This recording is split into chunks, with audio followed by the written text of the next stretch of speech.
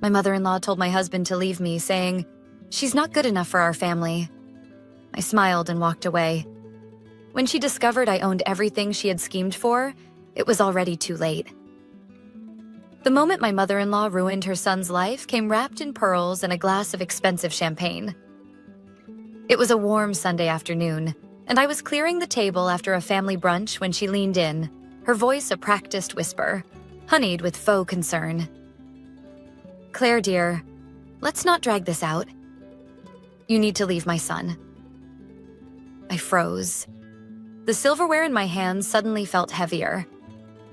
Across the room, my husband, Daniel, laughed at something his father said, utterly unaware of the bomb his mother had just dropped in our kitchen. "You've had your fun," she continued smoothly, adjusting the diamond bracelet on her wrist. "But you must see it, don't you? You're not the right fit for our family." Not good enough. I had heard it before. The subtle jabs at my upbringing, the veiled insults about my lack of sophistication, the way she always managed to introduce me as Claire, Daniel's wife, never acknowledging me beyond that. But today, she wasn't hiding behind careful wording. Today, she was making her move. "You don't have the right background," she pressed on. "No prestigious family name, no valuable connections. A woman like you only holds a man like Daniel back." I exhaled slowly, setting the plates down with precision. She mistook my silence for submission. "Don't look so surprised, dear," she continued, a condescending smile curling her lips. "Daniel will remarry. We'll find someone more suitable for him. Someone with the right family, the right class. You understand, don't you?" Ah, so that was it. This wasn't just an insult. It was an ultimatum. Daniel's mother had decided my time was up. She expected me to crumble, to be humiliated, to pack my bags and slink away quietly while she picked out a new, better wife for her precious son. I smiled. Not the smile of a woman defeated, but the kind of smile that should have made her uneasy. "I understand perfectly." Then, without another word, I turned and walked away, leaving her standing there, confused by my lack of resistance. She had no idea. No idea that the house she loved to parade around in, the one with the marble countertops and floor-to-ceiling windows, wasn't Daniel's. No idea that the thriving business she had always belittled, dismissing it as my little project, had outgrown Daniel's entire career. No idea that the money she so effortlessly enjoyed, the luxury vacations, the extravagant gifts, had come, not from their family's wealth, but from the empire I had built from scratch. She thought she had won. She had no idea she had already lost. That night, I didn't tell Daniel about his mother's little suggestion. I didn't have to, because while she was busy scheming to push me out, she had no idea that she was standing in a house that didn't belong to her. Literally. Our mansion, the one she adored showing off to her friends, the one she believed was Daniel's achievement, was mine. I had bought it before we were even married. In my name. With my money. I had allowed Daniel to put on the show, to let his mother believe that he had provided this life for us. But in truth, his paycheck barely covered the property taxes. It was all mine. And the moment she decided I was disposable, she had sealed her own fate. Over the next few weeks, my mother-in-law became increasingly bold. She dropped hints to Daniel, her words sugar-coated in concern. "Claire just doesn't understand our lifestyle, sweetheart. Wouldn't you be happier with someone who truly fits in?" It's not her fault, of course. She was raised differently. But let's be realistic here. I watched as Daniel, oblivious as ever, laughed off her comments, never suspecting the storm brewing beneath the surface. Then came the final push. One evening, I overheard a hushed conversation between Daniel and his mother in the next room. "She's not right for you," she urged. "You've given her enough. It's time to move on." And then, the moment of truth.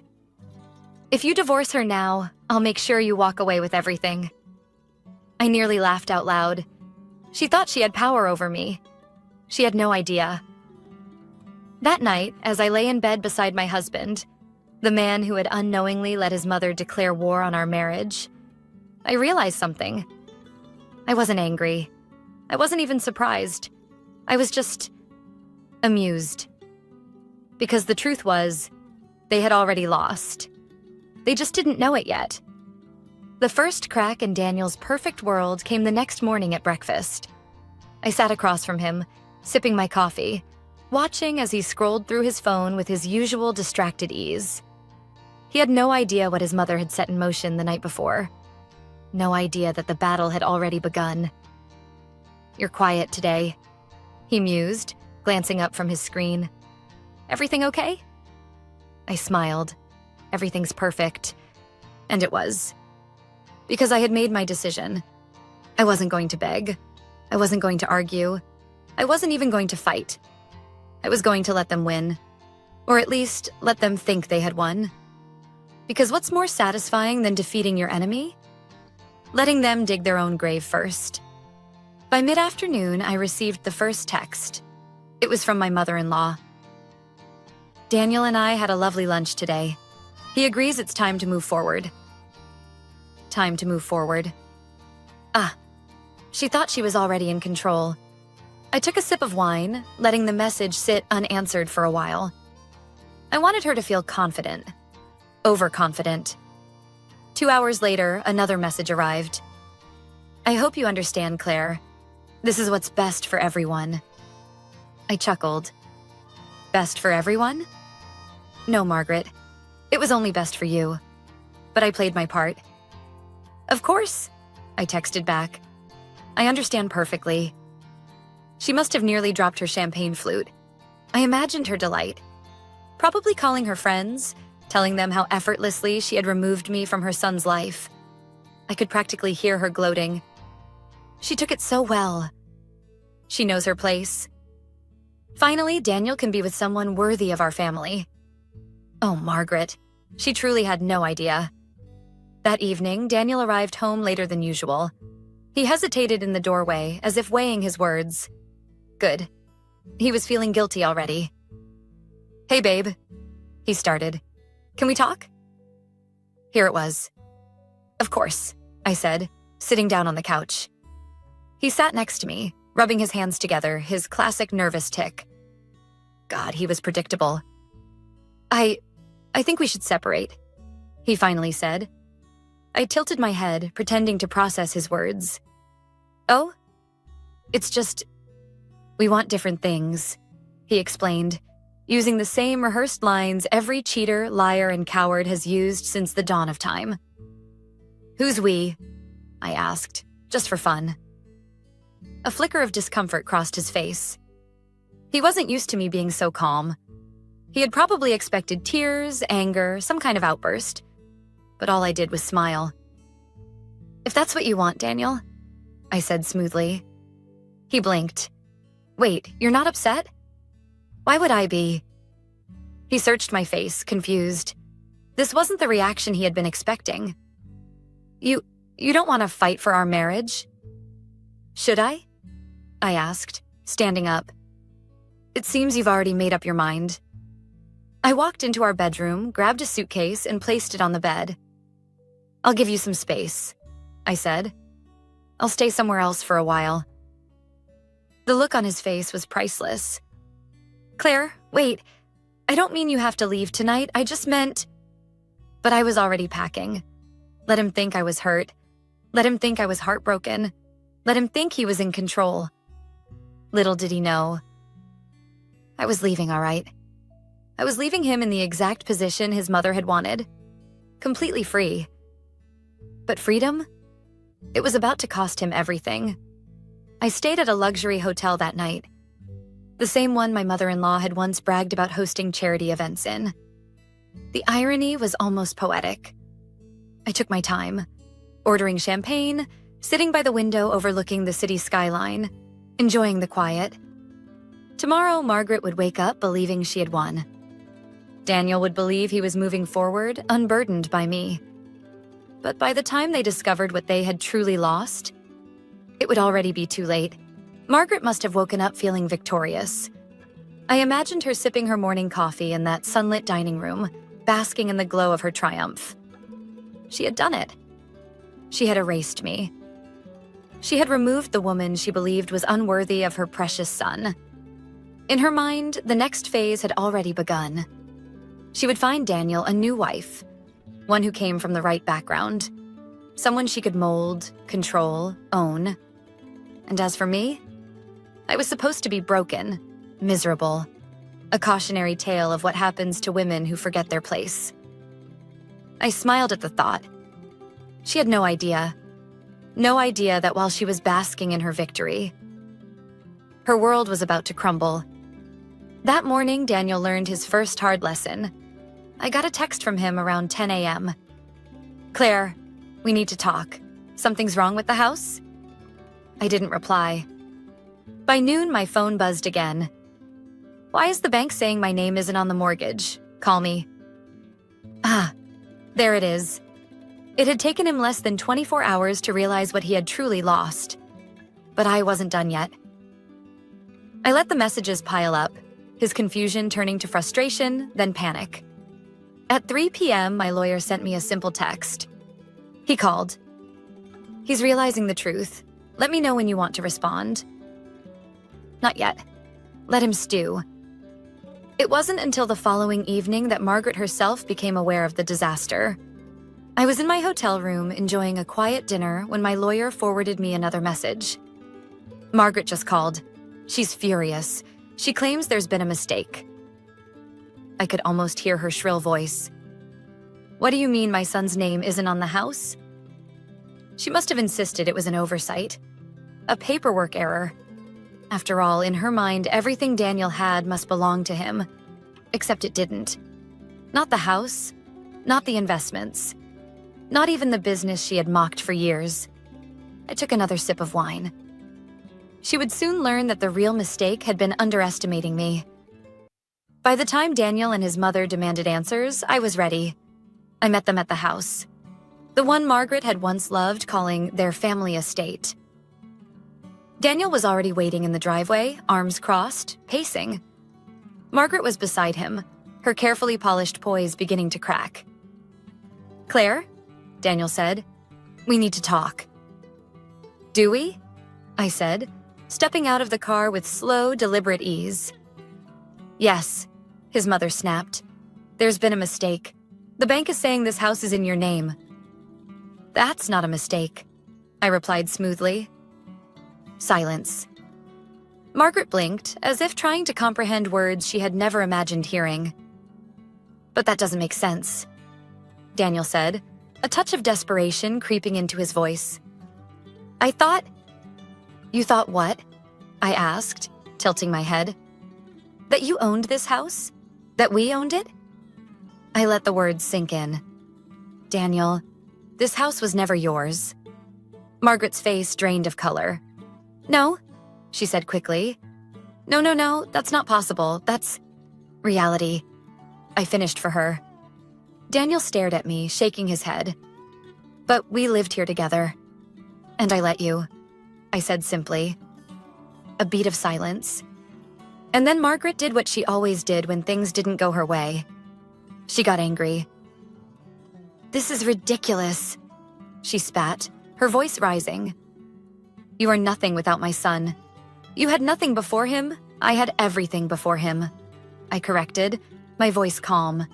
"And I still do." Daniel exhaled sharply, dragging a hand through his hair. I could see the realization beginning to dawn. This was bigger than just the house. "Claire," Daniel said, voice softer now. "Let's talk this through. Maybe we can work something out." I smiled.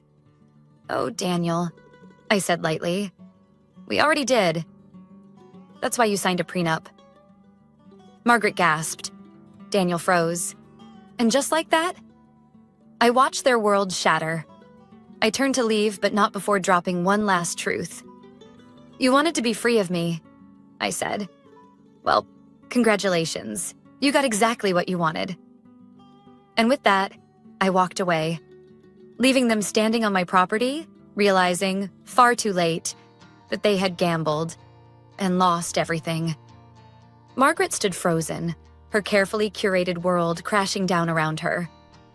Daniel, meanwhile, was in pure disbelief. His face was pale, his mouth slightly open, as if he was struggling to process the words I had just spoken. "Claire, we can fix this," he finally said. I almost laughed. "Fix what?" I asked. "Your mother's little scheme? The way you went along with it? Or the fact that you thought you could just walk away and keep everything I built?" Margaret stepped forward, fury radiating from every pore. "You tricked him," she hissed. "You manipulated my son into signing that prenup." I tilted my head, letting the weight of her words hang in the air. "Tricked?" I echoed. "You mean the prenup that Daniel signed willingly? The one that legally protects my business, my assets, and my property?" Daniel opened his mouth to speak, but I held up a hand. "Tell me, Daniel," I said, "did you even read it? Or did you just assume, like your mother, that none of this would ever matter?" Silence. That told me everything I needed to know. Margaret's breath came quick and sharp. She wasn't just furious, she was panicking. "This is wrong," she spat. "You're being spiteful. You're tearing this family apart out of pure pettiness." "Am I?" I said, my voice smooth as silk. "Or are you just angry that the game you started didn't end the way you planned?" Margaret's face turned a deep shade of red. "You were never good enough for this family," she snapped. I took a step forward, meeting her glare head-on. "And yet," I said softly, "it's still my name on the deed." The air between us crackled. For the first time in her life, Margaret was powerless, and she knew it. I turned to leave, but Daniel grabbed my wrist. Gently, but desperate. "Claire, please." I paused, looking down at his hand. A year ago, that touch would have meant something. But now? It was nothing more than the final grasp of a drowning man. "You don't have to do this," he said. I made a mistake, okay? I let my mom get in my head, but we can fix this." I studied him for a moment. The man I had once loved. The man I had built a life with. But that man didn't exist anymore. Or maybe he never had. "You don't get to play the victim now, Daniel," I said, my voice calm but firm. "Not after everything.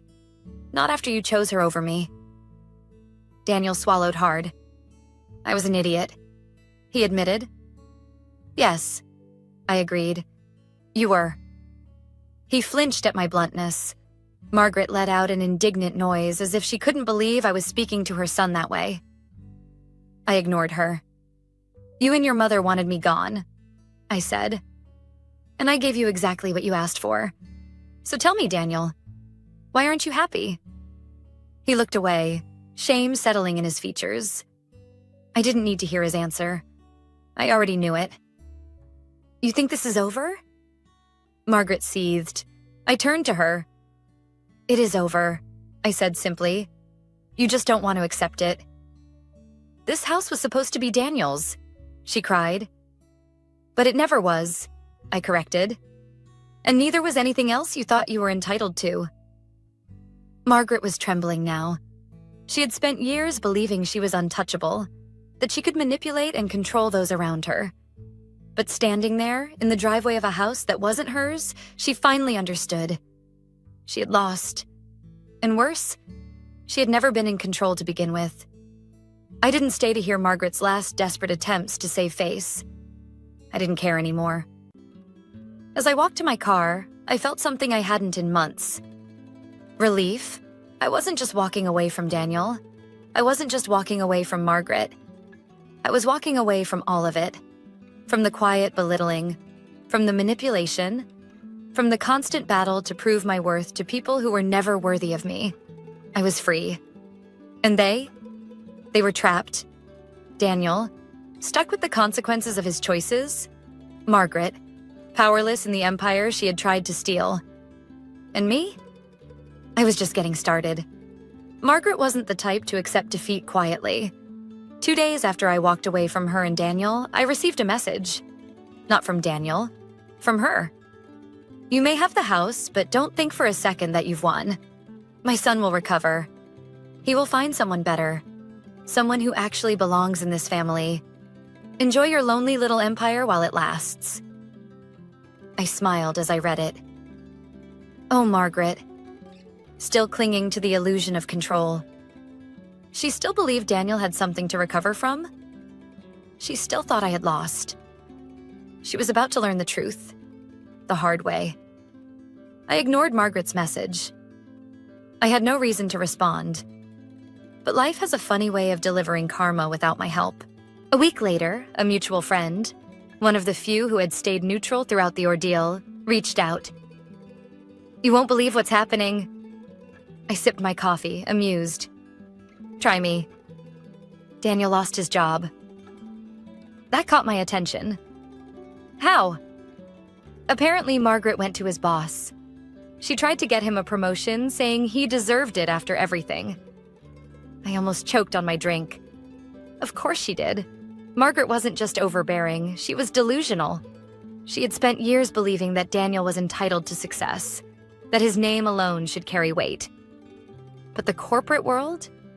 It doesn't reward arrogance. What did his boss do? I asked. Not only did they not promote him, but HR started looking into his performance. Turns out he was already under review for underperforming. And with Margaret storming into the office and making a scene, they fired him. I exhaled slowly. South Daniel had lost his home. Daniel had lost his security. And now, he had lost his job. Not because of me, because of her. Margaret had spent years protecting Daniel from consequences, making excuses, smoothing over every failure. But now, she had destroyed him. And I wasn't even finished watching it all fall apart. The next call came 2 days later. This time, it was from Daniel. I let it ring. I wasn't interested. Then a text came through. Claire, please, can we talk? I stared at the message, considering my options. I didn't owe him anything. Not my time, not my pity. But curiosity got the better of me. I answered. Daniel. He exhaled in relief. Claire, His voice cracked. I messed up. I know that. I don't know what to do anymore. I leaned back, letting the silence stretch between us. What do you want me to say, Daniel? I asked. I didn't think this would happen, he admitted. I thought... He hesitated. You thought your mother was right. A pause. Yeah, he whispered. And there it was. The truth. For the first time, Daniel was admitting that he had placed his mother's opinions above everything else. Above logic, above reality, above me. And where had it gotten him? Nowhere. I didn't want to hurt you, he said weakly. But you did. Another silence. Can we meet? He asked. I closed my eyes. There it was. The last, desperate attempt to pull me back. But he didn't want me. He wanted security. He wanted the life he threw away.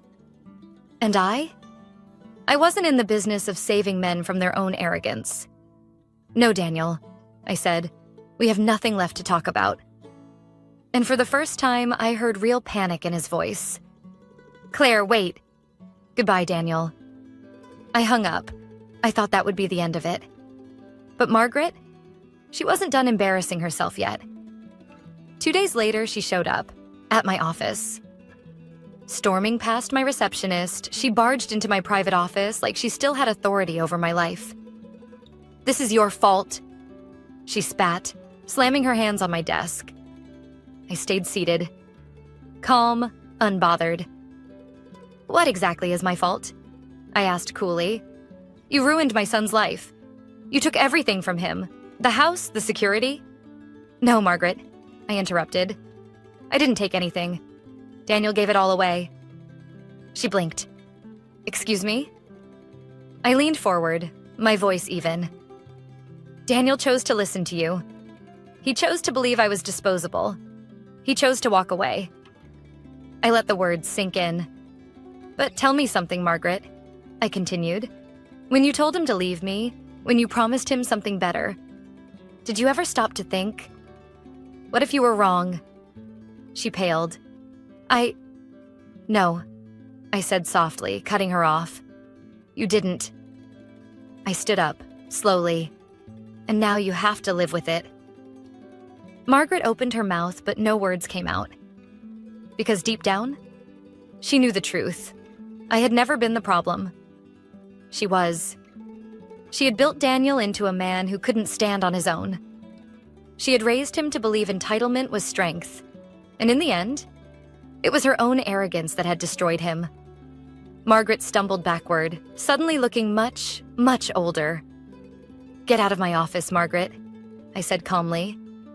She hesitated. One last moment of defiance. But in the end, she had no power left. So she left. And as the door clicked shut behind her, I let out a slow, satisfied breath. The storm was over. And I was still standing. Margaret never contacted me again after that day. Neither did Daniel.